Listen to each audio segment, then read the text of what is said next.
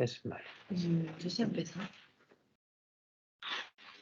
Debe haber empezado porque dice que está... Ah, bien, sí. Vale.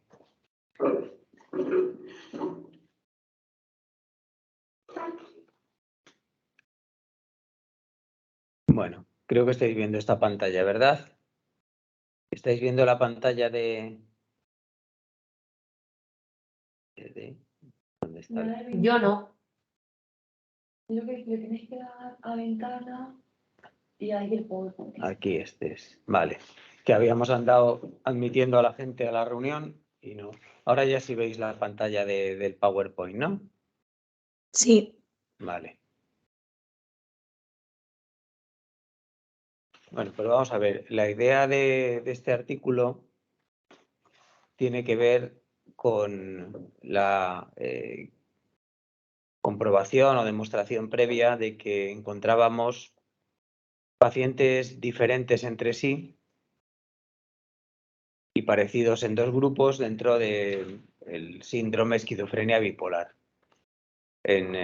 Hace unos años estudiamos un conjunto de pacientes, encontramos que había un clúster diferente, digamos, estructuralmente y clínicamente de otros, y decidimos replicar este tipo de hallazgo en un grupo completamente diferente.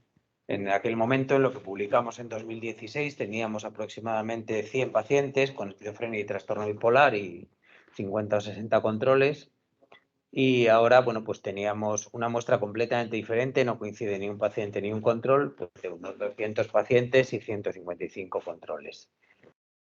Esencialmente, lo que teníamos en este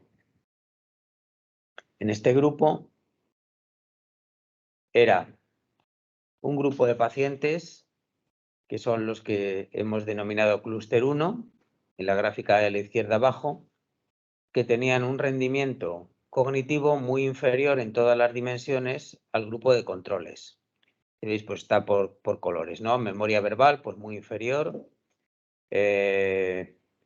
Memoria de trabajo, memoria operativo muy inferior. En todas las dimensiones. Atención y velocidad de procesamiento muy inferior también, mientras que otro grupo de pacientes, que es lo que llamamos clúster 2, pues tenían pues, rendimientos similares a los controles.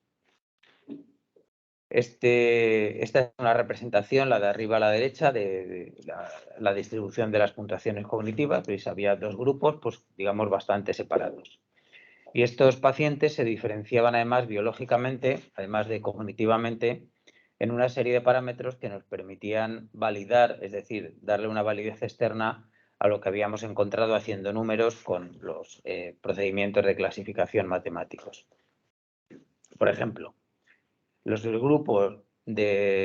pacientes del grupo 1 tenían una sincronía global del electroencefalograma, que es lo que llamamos connectivity strength en esta gráfica de aquí abajo a la derecha, pues muy superior a la de los controles, que es los que aparecen aquí en el 3, y a los del grupo 2. Por tanto, bueno, pues parece que esto daba cierta validez. Pero es que además los pacientes del grupo 1 tenían un volumen significativamente disminuido en hipocampo y en el tálamo. Es de destacar que la disminución de volumen en el hipocampo, sobre todo para los que ya lleváis leyendo sobre esto un tiempo, es un dato pues, muy replicado, entre comillas, en esquizofrenia en conjunto, pero sin la suficiente fiabilidad como para utilizarlo como criterio diagnóstico. Es decir, pues unos pacientes lo tienen y otros no. Esto podría ser una respuesta porque unos pacientes lo tienen y otros no, porque lo tienen los que pertenecen a un grupo y no lo tienen los que pertenecen a otro. De tal manera que si cogemos una muestra de 100 pacientes con esquizofrenia, pues seguramente 50 o 60 tendrán hipocampo disminuido, pero a lo mejor otros 50 o 60 no lo tienen. De tal manera que utilizarlo para el diagnóstico pues es realmente arriesgado. Esta gráfica de aquí arriba a la derecha representa que muchos de estos datos anatómicos son más variables en los pacientes que en los controles sanos, es decir, que es como si los pacientes estuvieran constituidos por grupos diferentes dentro de cada diagnóstico. Pues entonces la idea es, vale, tenemos unos ciertos criterios de validez externa transversal y vamos a ver si desde el punto de vista de la evolución natural de los pacientes, es decir, en cosas de la vida real, pues también se diferencian. Es otra manera de buscar validez de estos grupos. Pero aquí partimos de lo que tenemos, no es un diseño ideal. Lo ideal sería coger a todos estos pacientes cuando empiezan o incluso antes de empezar la enfermedad y seguirles durante años. Pero eso no es lo que tenemos, es lo que podremos tener si sale bien el proyecto que empezaremos el año que viene. Partimos de un grupo de pacientes con déficit grave y un grupo de pacientes, como os he dicho, con déficit leve, que estaban constituidos, los del déficit más grave, por 69 pacientes con esquizofrenia crónica, 17 primeros episodios. Fijaros que hay un número importante de primeros episodios ya en los de déficit grave. 7 personas con trastorno bipolar y unos números pues relativamente similares, aunque los del trastorno bipolar eran más frecuentes en el grupo de... Hola. En el grupo de déficit leve, como por otro lado, pues parece lógico, vista la menor gravedad de la alteración cognitiva general dentro de los pacientes con el trastorno bipolar. La pregunta es, ¿y qué pasa con estos pacientes durante los años siguientes? A ver que hay alguien que está en la sala de espera esperando. Así, el doctor Sanz Fuentenebra.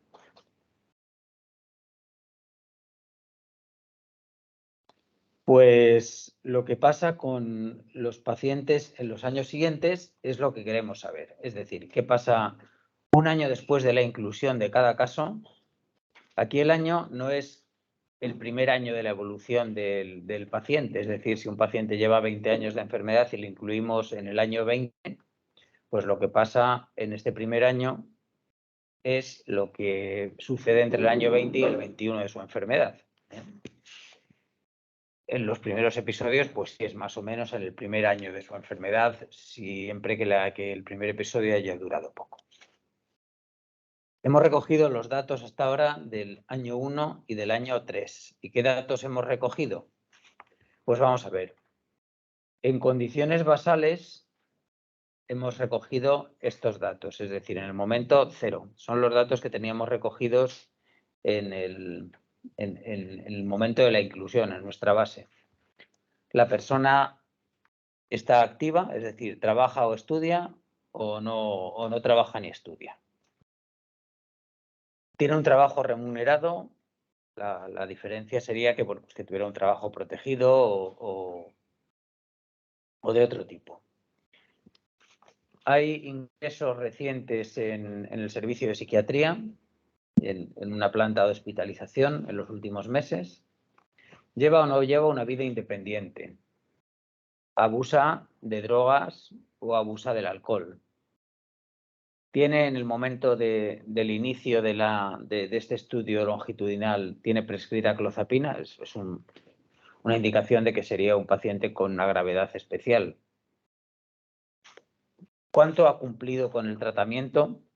Esto lo valoramos con los programas de seguimiento de la medicación de los que disponemos, que nos dicen la cantidad, el porcentaje de fármaco respecto del prescrito que ha retirado de la farmacia. Y la puntuación en la escala PANSS basal. Entonces, nos planteamos las siguientes preguntas. Durante los 12 meses más recientes, es decir, en el primer año de seguimiento y entre el fin del año 2 y el año 3 de seguimiento, es decir, los 12 meses más recientes correspondientes al año 1 y el año 3, ¿cuánto tiempo en semanas ha estado teniendo un trabajo como asalariado, es decir, un trabajo remunerado? Esto pues se lo preguntamos al paciente, no hay otra manera de saberlo. ¿Cuánto ha cumplido con el tratamiento? Esto es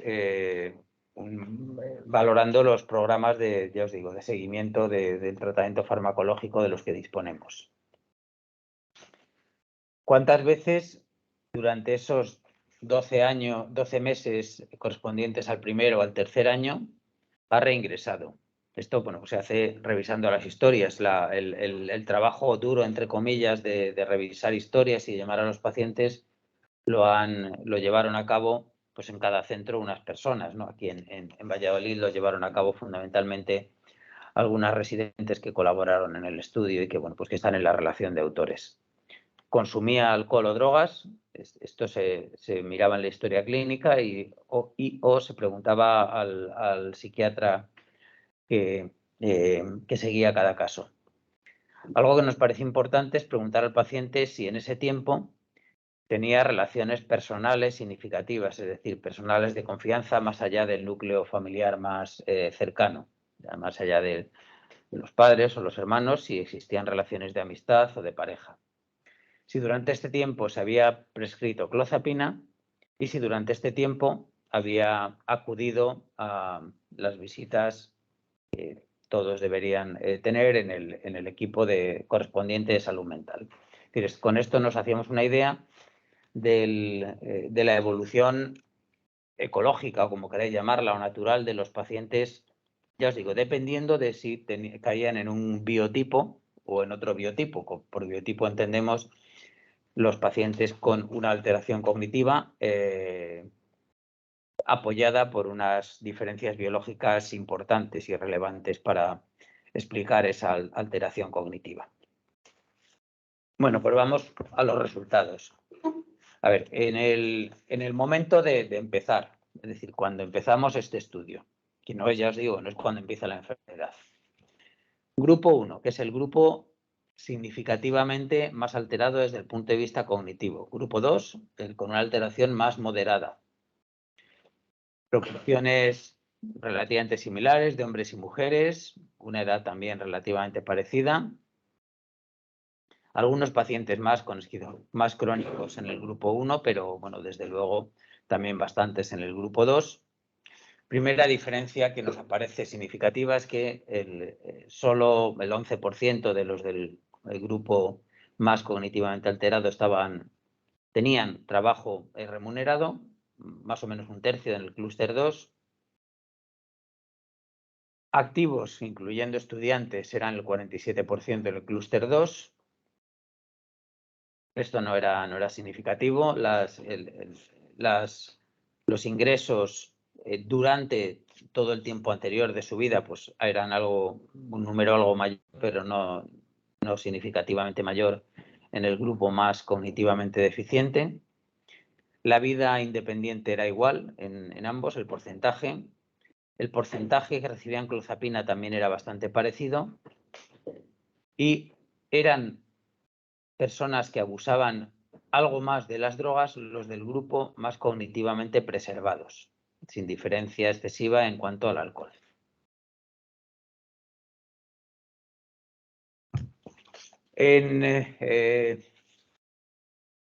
Si nos vamos a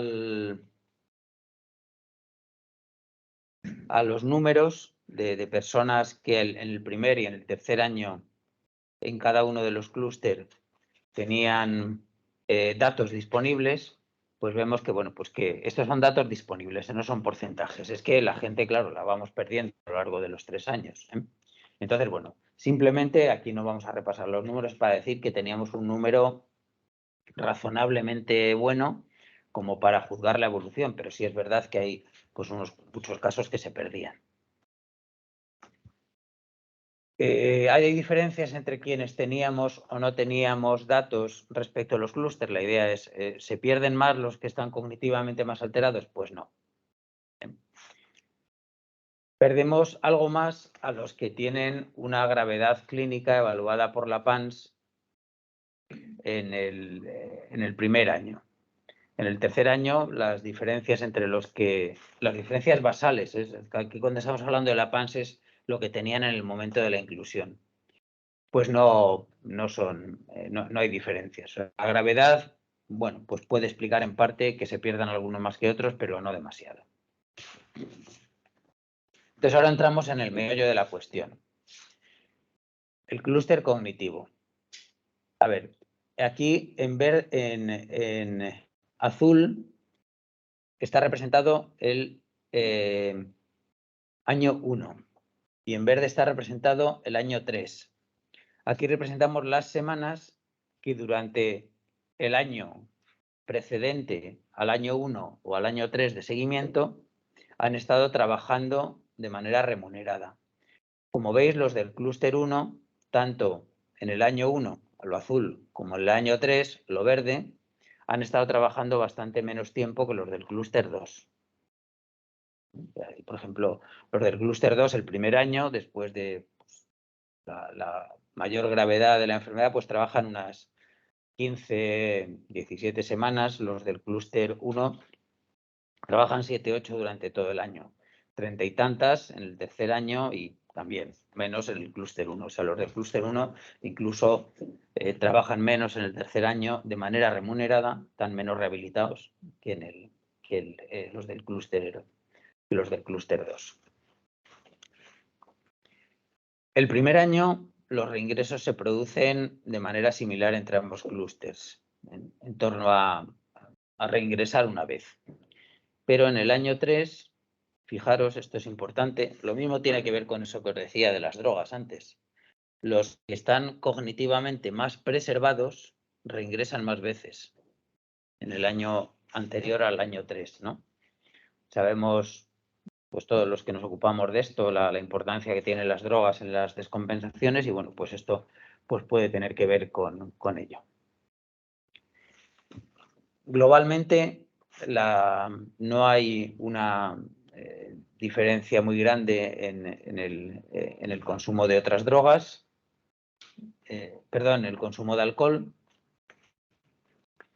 y el grado de cumplimiento general del tratamiento es de nuevo algo inferior en los que están cognitivamente más preservados.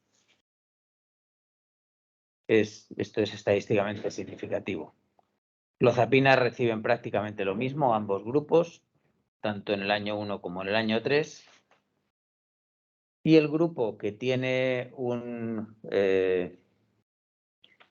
mejor nivel cognitivo, tenemos que comparar la barrita azul del 1 con el 3, o sea, del grupo del primer clúster con el segundo clúster. Es decir, los que tienen un mejor rendimiento cognitivo tienen tanto en el año 1, que es la barrita azul, como en el año 3, un mayor nivel de relaciones interpersonales satisfactorias. Están más tiempo en seguimiento, es decir, continúan más en seguimiento los que están cognitivamente más alterados también. Son más graves, no sé si les mantenemos más o nos mandan menos a hacer puñetas los que están cognitivamente más alterados.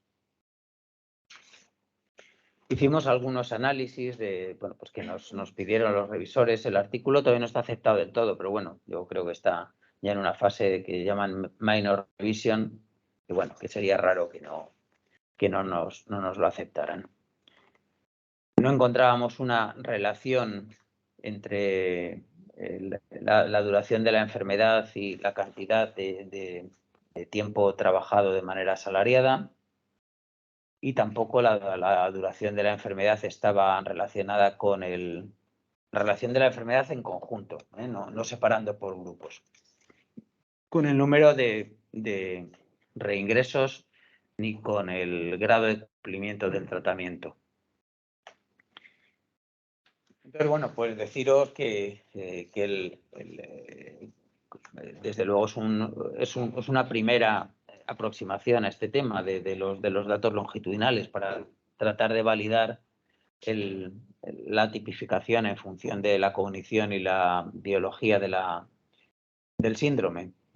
Desde luego hemos perdido a muchos pacientes. Esto, bueno, pues estamos tratando de remediarlo en el diseño del nuevo proyecto, pero claro, pues va a ser inevitable, bastante pérdida de pacientes.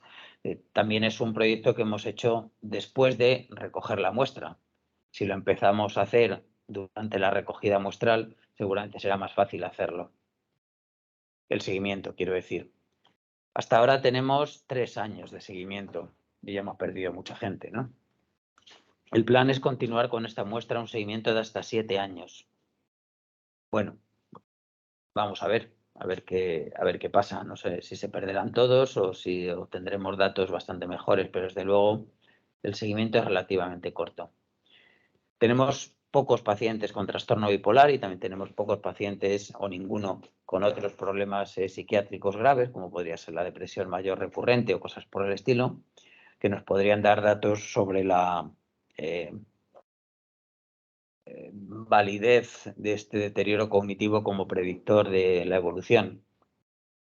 No tenemos dato alguno de cómo es el entorno de cada paciente, el entorno más cercano, que también evidentemente es importante pues, para valorar relaciones personales significativas, trabajo, estudio, etc. Y sobre todo no es un estudio longitudinal de primeros episodios. Es decir, partimos de, en muchos casos, en la mayoría de los casos, de pacientes que ya pues han sufrido pues, bastantes años de enfermedad. Ya acordaros que la edad media está en torno a entre los 38 y los 40 años en los dos grupos, de tal manera que, claro, pues que es una enfermedad que en muchos casos lleva pues fácil 15 años establecida. Y esto es lo que os queríamos comentar.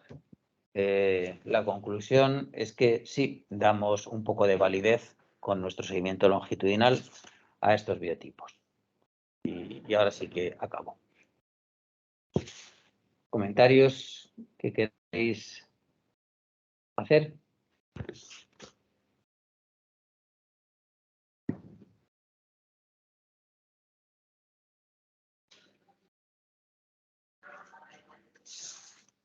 ¿Nadie?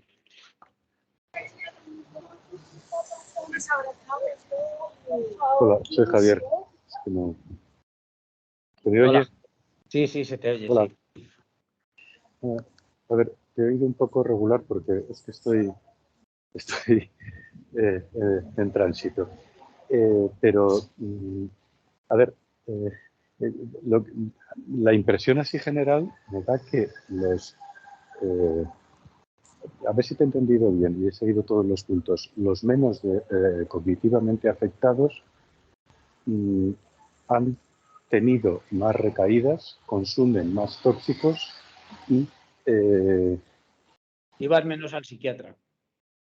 van menos al psiquiatra, Sí. efectivamente. Han tenido más recaídas, estamos hablando de un seguimiento de 3 años. En concreto, más recaídas, si no me equivoco, te he entendido al tercer año. Sí, creo que sí. Espérate, que no me lo sé de memoria. Sí, creo que has dicho algo parecido. Pero, Sí. sin embargo, funcionalmente, en cuanto a actividad laboral... Javier, los reingresos son más frecuentes en el grupo más cognitivamente alterado. Ajá. Ahí, yo creo que lo he dicho mal yo, ¿eh? Sí, porque lo has relacionado con los tóxicos. Sí, no, pues me he confundido. Menos mal que lo has señalado. Porque es el clúster 1. No sé si estáis viendo la gráfica. ¿Estáis viendo la pantalla o no? No, yo no la estoy viendo, pero te oigo.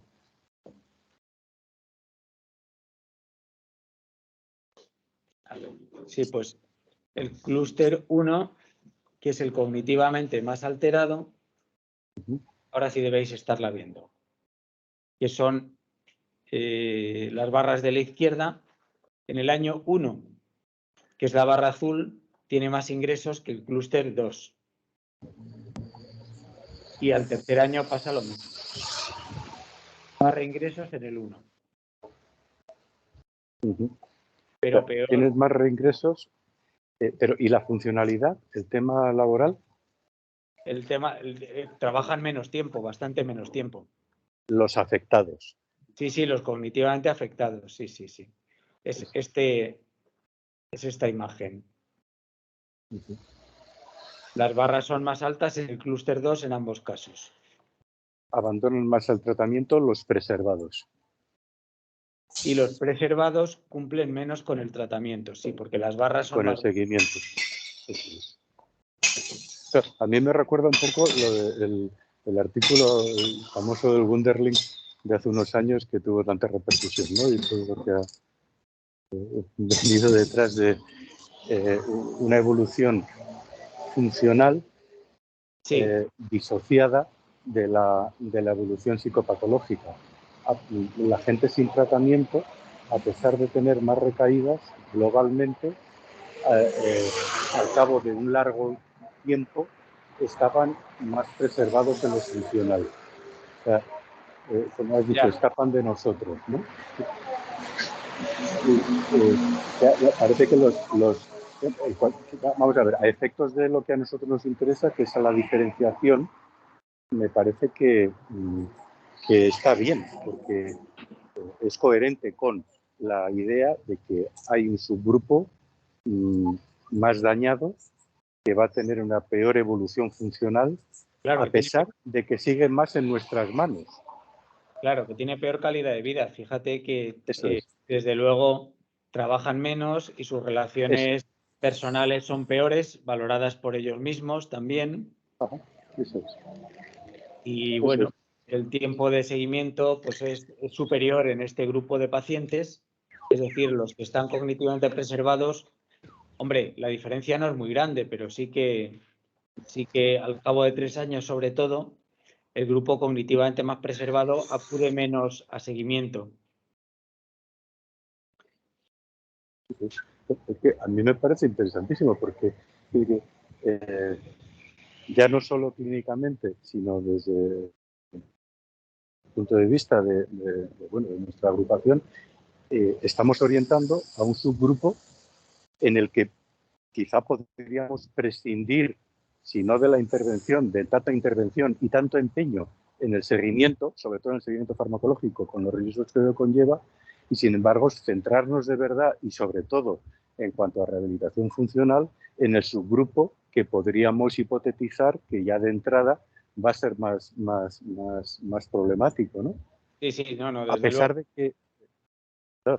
de que solamente el seguirle y solamente lo farmacológico no vaya a mejorar la evolución. Pero bueno, esa es otra historia, ¿no? La cosa es que nosotros distinguimos de entrada. Sí, es una historia muy interesante, sobre todo en estos tiempos de pinchar a la gente cada vez durante más tiempo. Eso es, cada año más o menos, ¿no? Bueno, cada año ya verás, al principio llegaremos a que les pinchen cuando Llegaremos. nacen y para toda la vida ya pinchados, pero bueno. Bueno, esa es otra historia. Sí, yo creo que a este grupo que evoluciona mejor pese a abandonar el tratamiento más, pues desde luego sería bastante planteable el que no necesiten a lo mejor tratamiento de continuada. Pero bueno, es un grupo que seguramente es heterogéneo dentro del mismo, de tal manera que más lo que hay dentro. Claro, es heterogéneo entre ellos, pero sí es diferenciable de los otros. En conjunto, lo que nos interesa es que ese grupo tiene una cierta homogeneidad en cuanto al pronóstico, ¿no? Y por lo tanto, ¿en qué hacer con él? Claro. Sí, pero bueno, tampoco hay que irse muy a la homogeneidad porque, claro,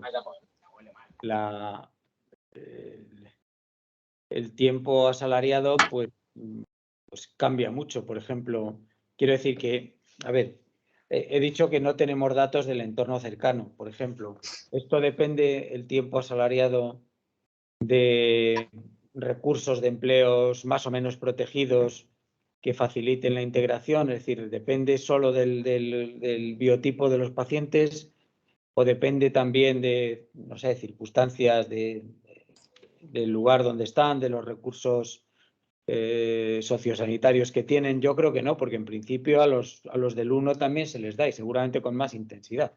Pero efectivamente, probablemente más. Sí, pero bueno, en cualquier caso yo creo que con precaución sí que tenemos sí que podemos ir por la vía esta que dices, que son pacientes con cierta homogeneidad dentro de sí mismos y que podemos no tener que tratar a todos los pacientes por igual, sí, totalmente de acuerdo.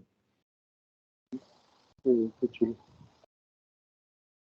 Venga, ¿más cosas que queráis comentar?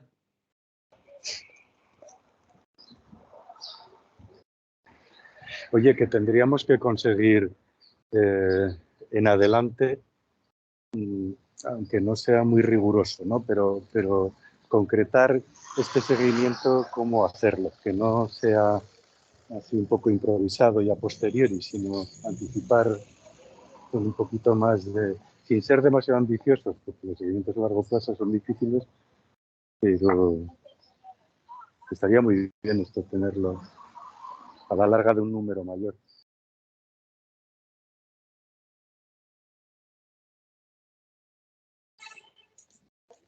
¿Aló?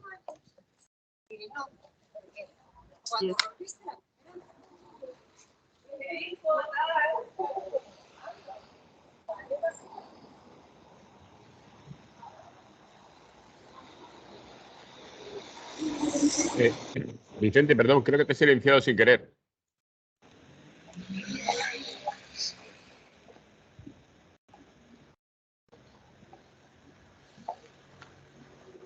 Vicente, perdón, creo que te he silenciado sin querer.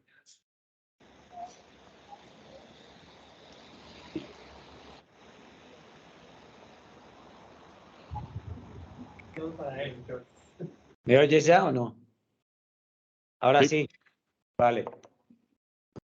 Que te decía que aprovechando que estás aquí, los neuroradiólogos de Córdoba nos piden una reunión antes de empezar el proyecto como la que habíamos comentado para definir los protocolos.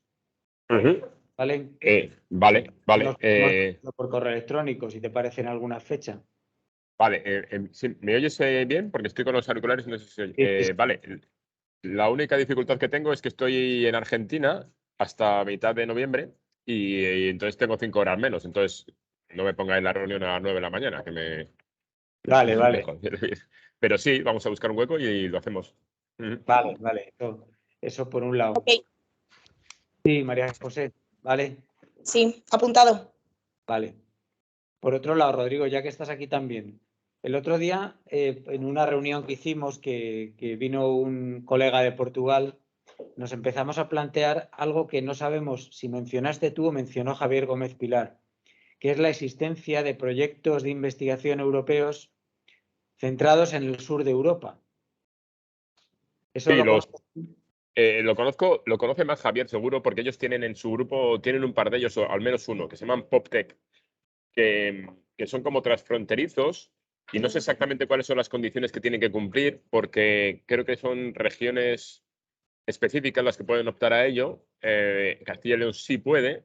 Lo que no sé es si una región, por ejemplo, un centro de Lisboa puede. O sea que Lisboa y Oporto en particular no sé si entran dentro de los lugares elegibles, pero lugares como Braga o como Guarda, por ejemplo, estoy bastante seguro de que sí. Y son proyectos bastante interesantes porque no deben ser tan difíciles de conseguir como otros y entonces no sé de dónde son estos portugueses con los que has estado hablando, pero... Son de Lisboa, sí. Creo que Lisboa es justo el lugar en el que no puede ser, pero se puede mirar porque esos proyectos están muy bien. ¿Cómo has dicho que se llaman? PopTech o algo así. POPTEC. Espera que no estoy seguro, pero me suena. PopTech. No, es parecido. POC-POCTEP. POCTEP. POCTEP, ¿lo miras? Vale, perfecto. Sí, Programa Operativo Cooperación Transfronteriza. Fenomenal. Y también. Sí, una cuestión sobre los datos. Todos estos casos tienen una resonancia inicial, ¿no? No en el momento, al principio de todo esto, no tienen una resonancia segunda, ¿no? No. No, tendríamos, estaría muy bien, pero claro, no, hacer tantas cosas a la gente. Ya empieza a ser complicado, sí. Ajá. Vale, sospechaba que era así, pero por confirmarlo. Muy bien. Bueno, ¿quiere comentar algo más alguien?